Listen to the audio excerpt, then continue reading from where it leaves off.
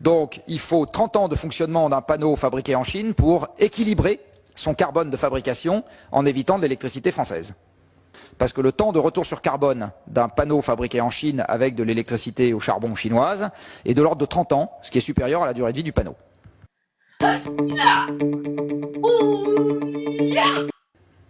Alors, une petite indication, si vous faites du panneau photovoltaïque produit en France, le coût à la tonne de CO2 évité est de l'ordre de 10 000 euros. Vous devez payer 10 000 euros d'argent public pour éviter une tonne de CO2.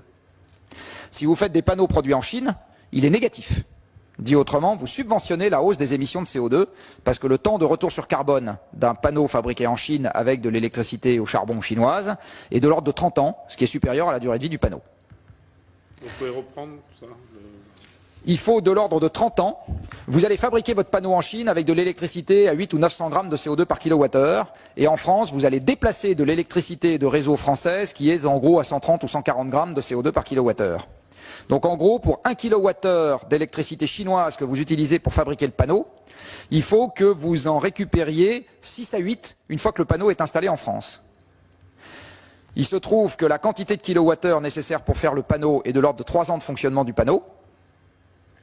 Donc si vous devez récupérer, en l'occurrence c'est plutôt 8 fois plus d'électricité en France que ce que vous avez consommé en Chine, ça veut dire que 3 fois 8, 24, vous êtes à 25, et plus vous mettez le système autour, vous êtes à 30.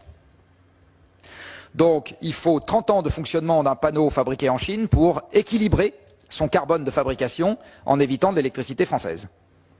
Donc quand on a subventionné l'installation du photovoltaïque en France, je reviens à mes critères essentiels, on a subventionné un déséquilibre commercial, pas d'emploi en France et une hausse des émissions de CO2, donc on a tout faux.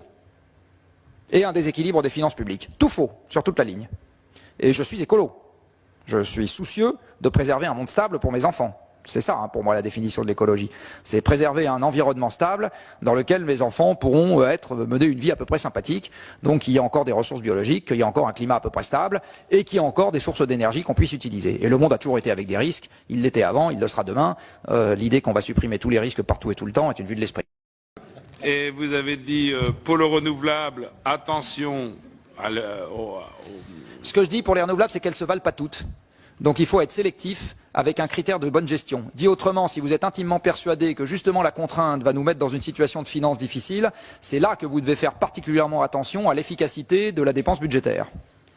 Donc, mettre des poêles à bois dans les maisons de campagne après les avoir isolées, excellente idée. Énergie renouvelable. Mettre des chauffe-eau solaires pour faire de l'eau chaude, excellente idée. Énergie renouvelable. Mettre des panneaux photovoltaïques partout dans le pays, c'est une idée complètement idiote. Donc, il ne faut pas avoir l'idolâtrie des renouvelables pour les renouvelables. Il faut être sélectif dans ce qu'on fait et comprendre pourquoi on le fait. C'est ça que je suis en train de dire. Une question pratique. Je vous ai trouvé très sévère vis-à-vis de l'intermittence des éoliennes. Alors, parce que moi j'en ai 200 et quelques dans mon département, qui est un département rural, et où il y a encore quelques installations qui vont se faire. Je le traverse quasiment 3 ou 4 fois par semaine, avec une voiture d'ailleurs qui ne peut pas consommer 1,5 litre au 100. Et je les vois rarement à l'arrêt. Alors est-ce que je passe à des horaires où elles tournent systématiquement parce qu'elles m'ont vu arriver ou bien Je voilà. vais vous donner un élément de réponse. C'est un chiffre officiel. Je vais vous donner un élément de réponse. D'abord, comme vous le savez, la production injectée sur le réseau est une fonction du cube de la vitesse. Donc, entre une vitesse de rotation donnée et 2 fois la vitesse de rotation donnée, la puissance injectée sur le réseau varie d'un facteur 8. C'est-à-dire si ça tourne 2 fois plus vite, c'est 8 fois plus d'électricité sur le réseau. Donc, c'est comme le cube de la vitesse du vent. Donc, et ça, c'est un truc qu'on a du mal à apprécier avec nos sens. Et la deuxième réponse... Ton petit vent marnais est moins intéressant que le grand vent Il n'est pas marnais, il est meusien. Non, mais alors effectivement, mais ça, il faudrait qu'on le fasse passer au niveau du grand public, parce que on est toujours pareil, on est dans la logique du tout ou rien. Soit elle tourne, soit elle tourne pas. Mais effectivement, si elle tourne pas vite, il y a le fameux facteur de démultiplication. Voilà un début de réponse à votre question. Il y a des physiciens qui étaient grattés par cette question, qui ont, au terme d'un long travail de fourmi, parce qu'il n'y a pas de centralisation de ce genre d'infos, été récupérer les puissances injectées sur le réseau auprès de RTE qu'il fournit pour la France, de l'exploitant allemand, du réseau allemand qui fournit pour l'Allemagne, en plus en plusieurs morceaux, de l'exploitant espagnol qui fournit ça pour l'Espagne, jour par jour. Donc il faut faire un travail extrêmement passionnant de recopie des trucs dans un fichier Excel. Et voilà ce que ça donne entre septembre 2010 et mars 2011.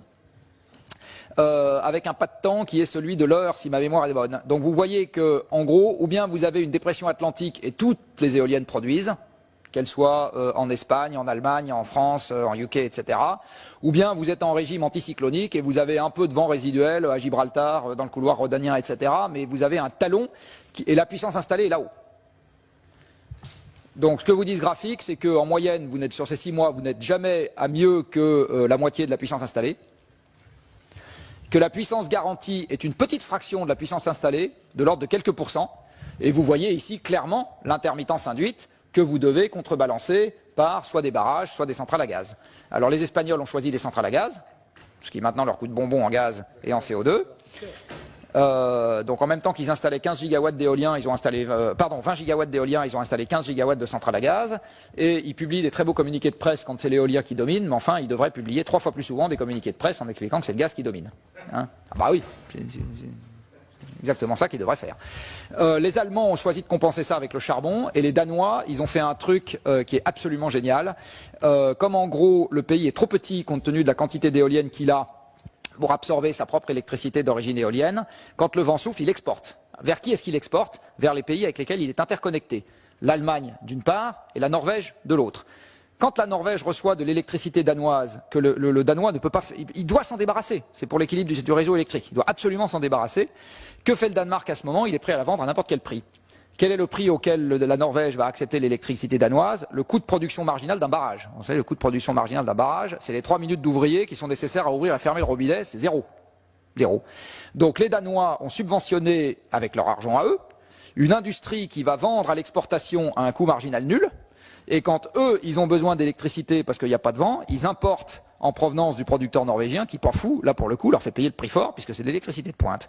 Donc le Danemark a bâti un formidable, et c'est pour ça qu'il y a eu la bronca au Danemark sur ces subventions à l'éolien qui ont été abandonnées depuis, tout simplement parce que ça revient à subventionner le producteur danois, le producteur norvégien qui possède les barrages. Voilà, donc les Norvégiens sont ravis et ils sont tout à fait pour l'électricité d'origine éolienne, tout comme du reste les vendeurs de gaz.